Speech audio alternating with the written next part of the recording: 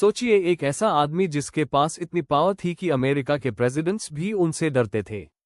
एक ऐसा डायरेक्टर जिन्होंने एफबीआई को बनाया एक मॉडर्न इंटेलिजेंस मशीन, लेकिन साथ ही उन्होंने अपनी कुर्सी बचाने के लिए सीक्रेट्स और ब्लैकमेल का भी इस्तेमाल किया। ये कहानी है जे एडगर हूवर की। पार्ट 1, अर्ली करियर और एफबीआई की शुरुआत। 1924 में सिर्फ 29 साल की उम्र में हूवर एफबीआई के डायरेक्टर बने। उस वक्त एफबीआई एक वीक और इनएफिशिएंट ऑर्गेनाइजेशन थी, लेकिन हूवर ने इससे बदलकर अमेरिका की सबसे पावरफुल इन्वेस्टिगेटिव एजेंसी बना दिया। उन्होंने strict training, fingerprint records, centralised crime data system और साइंटिफिक इन्वेस्टिगेशन टेक्निक्स इंट्रोड्यूस की। ये वो चीजें थी जो यूएस जमाने में रेवोल्यूशनरी थी। पार्ट 2, क्राइम के खिलाफ जंग। 1930 के गैंगस्टर ईरा में हूवर का एफबीआई शाइन करने लगा। John Dillinger, pretty boy Floyd जैसे डेंजरस क्रिमिनल्स को ट्रैक करना और उन्हें खत्म करना एफबीआई की पहचान बन गया। हूवर ने जी-मेन का कॉन्सेप्ट क्रिएट किया, जो एक डिसिप्लिन्ड और फियरलेस इमेज थी एफबीआई एजेंट्स की। पब्लिक के नज़र में हूवर क्राइम के खिलाफ एक हीरो बन गए। पार्ट 3, सीक्रेट्स और कंट्रोल का खेल। लेकिन हूवर की असली पावर उनके सीक्रेट फाइल्स में थी। कहा जाता है कि उन्होंने पॉलिटिशियंस, बिजनेसमैन और सेलिब्रिटीज के बारे में सेंसिटिव इंफॉर्मेशन सीक्रेटली कलेक्ट करके रखी थी।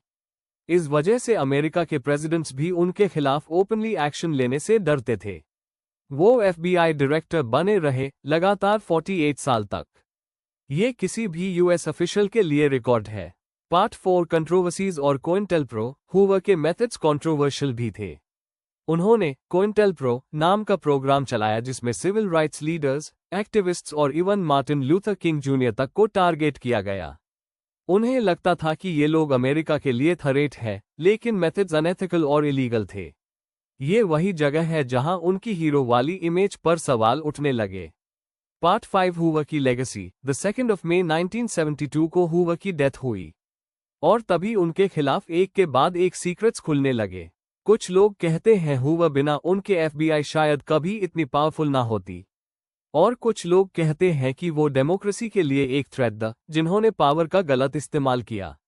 आज भी हिस्टोरियंस डिबेट करते हैं, क्या हूवर एक नेशनल हीरो थे या एक डिक्टेटर जिन्होंने फियर और सीक्रेट्स के जरिए अपनी कुर्सी बनाए रखी।